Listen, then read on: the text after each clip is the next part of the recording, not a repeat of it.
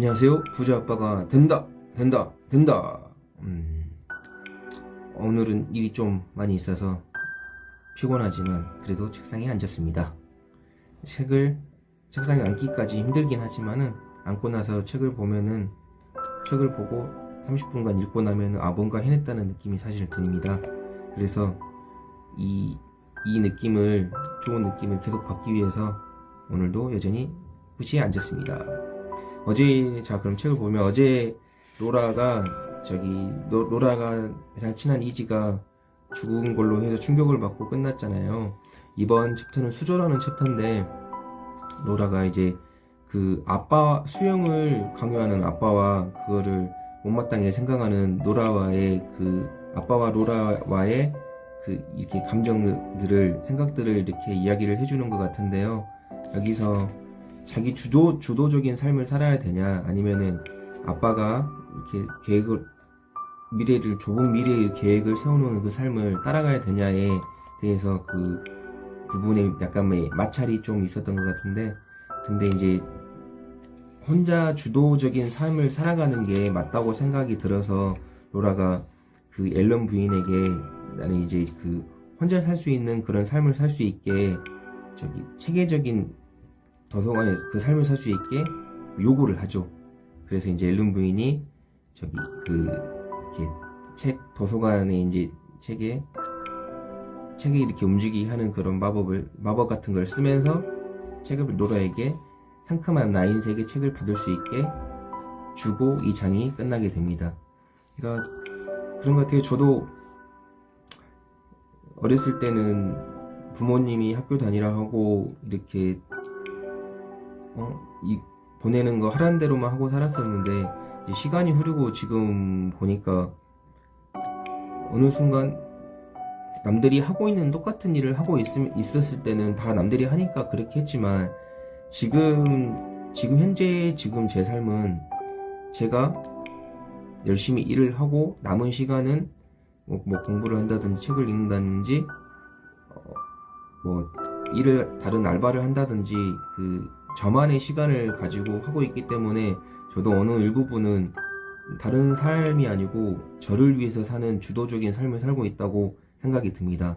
그래서 이 장을 읽으면서 느꼈던 것은, 다른 삶이 아니고 저도 저의 주도적인 삶을 살기 위해서 노력하고 있구나를 좀 느꼈습니다. 네, 오늘도 여기까지 하겠습니다. 좋아요. 그렇다면 성공한 인생을 살아보고 싶어요. 앨런 부인은 못마땅하다는 듯이 입을 내밀었다. 책을 많이 읽는 사람치고 넌 표현이 참 두루뭉술하구나. 죄송해요. 성공이라. 내겐 성공이 어떤 의미지? 돈? 아니요. 그럴 수도 있고요. 하지만 그게 전부는 아니에요. 그럼 뭐가 성공이지? 로라는 뭐가 성공인지 알 수 없었다. 오랫동안 패배자 같은 기분으로 살았다. 앨런 부인은 참을성 있게 미소를 지었다. 후회의 책을 한 번 더 보겠니? 네가 성공이라고 느끼는 게 뭐든지 간에 거기서 멀어지게 한 잘못된 결정들을 생각해 볼래? 걔가 몸을 흔들어 물을 털어내듯 로라는 재빨리 고개를 저었다. 실수와 잘못된 선택이 끝없이 이어지는 기나긴 목록을 다시 마주하고 싶지 않았다. 지금도 충분히 우울했다. 게다가 자신이 뭘 후회하고 있는지 알고 있었다. 후회는 사라지지 않았다. 목 위에 물린 자국과 달리 영원히 가렵다. 아니, 그렇지 않아. 그녀의 마음을 읽는 앨런 부인이 말했다. 이제 넌 볼테르에게 한 행동을 후회하지 않잖니? 이지와 오스트리아에 안 갔던 일도 후회하지 않고. 로라는 고개를 끄덕였다. 일리 있는 말이에요. 브론테 해변 수영장에서 수영했던 일을 떠올렸고, 이상하게도 익숙한 느낌이 얼마나 좋던지. 어릴 때부터 부모님은 내게 수영을 보냈지? 앨런 부인이 물었다. 네. 내 아버지는 늘 기꺼이 널 수영장까지 데려다줬고, 아빠를 행복하게 해드린 몇 안 되는 일 중 하나였죠. 노라가 생각에 잠겼다. 노라에게 수영은 아빠의 인정을 받을 수 있는 일이었다. 또한 서로에게 소리를 질러대는 부모님이 있는 세상과 반대로 아무 소리도 들리지 않는 물속에 있는 게 즐거웠다. 왜 수영을 그만뒀니? 앨런 부인이 물었다. 수영 시합에서 자꾸 이기니까 사람들이 주목을 받았는데 그게 싫었어요. 그것도 그냥 주목받는 게 아니라 수영복 차림으로 주목을 받았거든요. 몸에 한창 집착할 나이에요. 누군가 제게 어깨가 남자 같다고 그랬어요. 한심한 말이지만 세상에는 그런 말을 하는 사람들이 많고, 그 나이에는 그런 말을 다 사실을 받아들이죠. 사춘기 소녀였던 전 기꺼이 투명인간이 되고 싶었어요. 사람들은 절 물고기라 불렀죠. 칭찬으로 하는 말은 아니었어요. 전 내성적이었거든요. 그래서 운동장에 노는 것보다 도서관에 있는 게 좋았죠. 사소한 것 같지만 그런 공간이 있다는 게 큰 도움이 됐어요.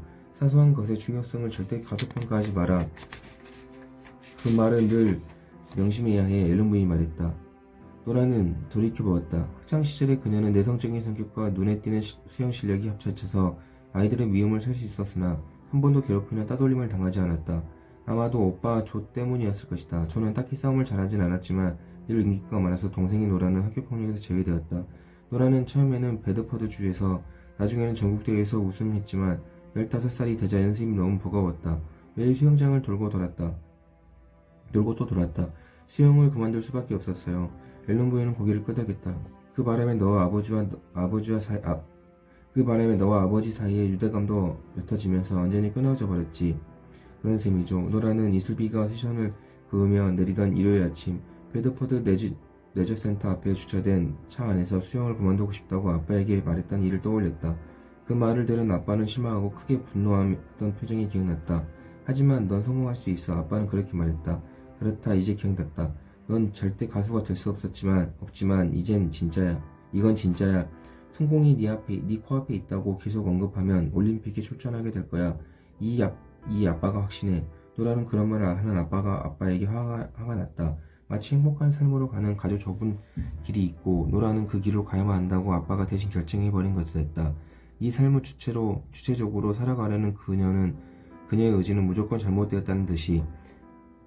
하지만 15살 노라는 뼈아픈 후회가 어떤 것인지 꿈이 이루어질 뻔했다가 무산되었던 경험이 아빠에게 얼마나 큰 고통이었는지 아직 잘 몰랐다. 노라의 아빠는 까다로운 사람이었다. 그건 사실이었다. 노라가 하는 모든 행동이 비판적이었을 뿐 아니라 노라가 하고 싶어 하는 모든 것과 노라가 믿는 모든 것을 탐탁치 않게 여겼다. 수영에 관련된 것만 제외하고 또한 노라는 아빠와 함께 있을 때면 눈에 보이지 않는 범죄라도 저지른 기분이었다. 인대 부상으로 럭비를 그만둔 후 아빠는 우주가 자신에게 적대적이라고 굳게 믿었다. 그런데 아빠에게는 노라 역시 그 적대적인 우주가 세운 계획의 일부였다. 적어도 노라가 느끼기에는 그랬다. 주차장에서 수영을 그만두고 싶다고 말한 순간부터 아빠에게 노라는 왼쪽 무릎 통증의 연장선이었다. 걸어다니는 상처였다. 하지만 아마 아빠는 이렇게 될 줄 알았으리라. 하나의 후회가 다른 후회로 이어지다가 갑자기 온통 후회만 남는 것을 알았으리라. 한 권의 책이 될 정도로. 좋아요 선생님, 제가 아빠가 원하는 대로 살았으면 어떻게 됐을지 알고 싶어요. 죽어라 연습하고 아침 5시에 시작해서 저녁 9시에 끝나는 일정에 불평하지 않고 매일 수영하고 그만둘 생각은 한 번도 하지 않고 음악이나 쓴 쓰다만 소설을 쓰는데 한눈 팔지 않고 수영을 위해 다른 모든 걸 희생하고 수영을 포기하지 않는 삶이요.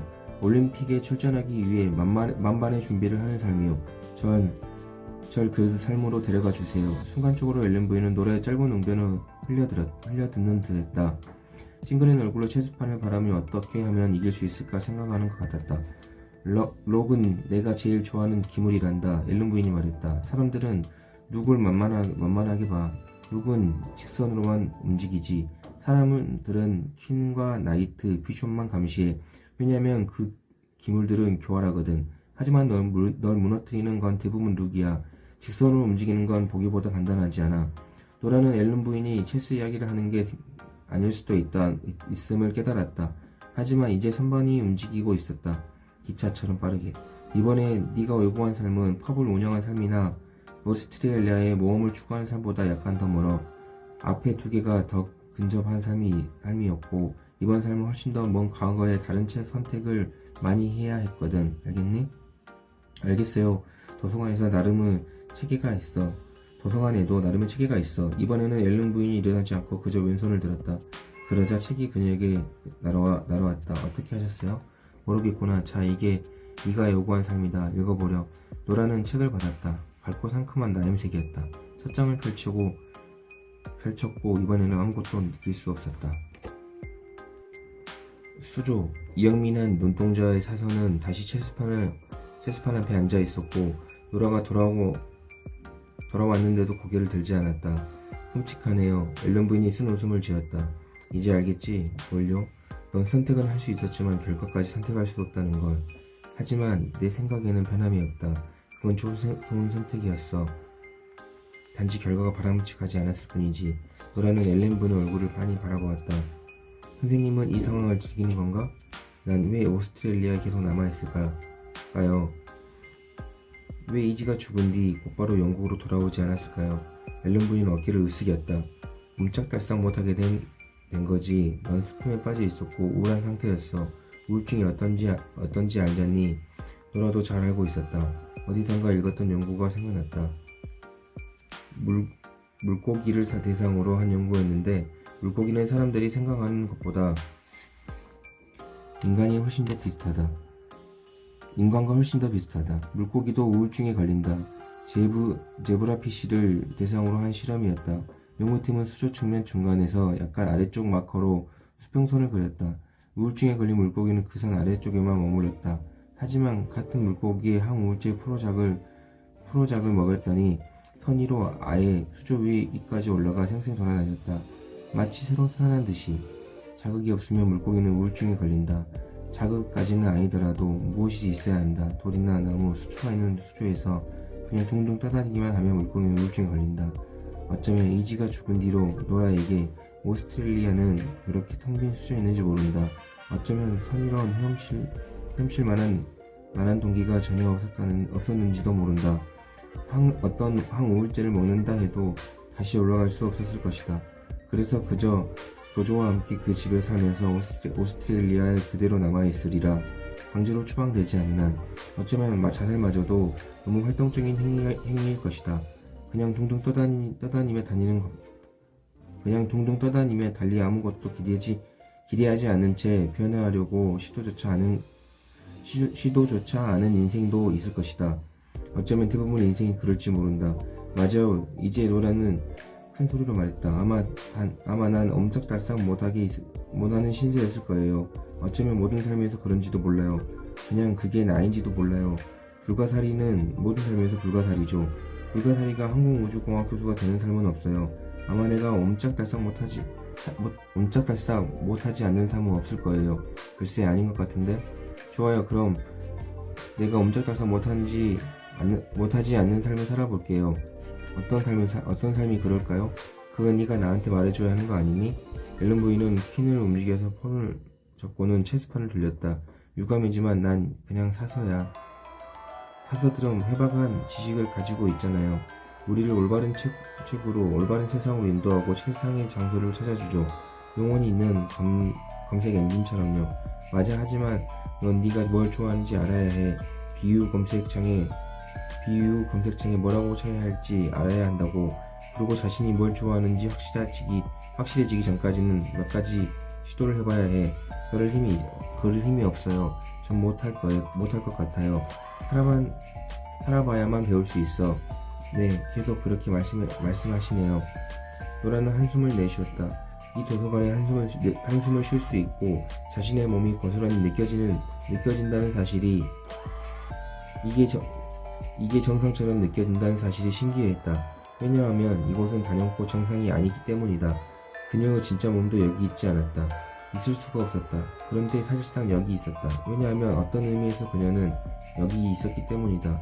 마치 여기 중력이 존재한다는 듯이 바닥을 딛고 서서 좋아요.